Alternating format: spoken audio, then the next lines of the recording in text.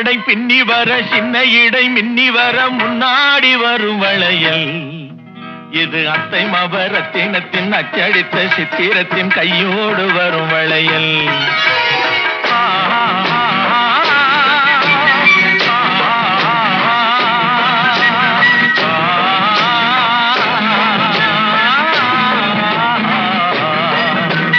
கல்யாண பொண்ணு கண்ணான கண்ணு கொண்டாடி வரும் வளையல்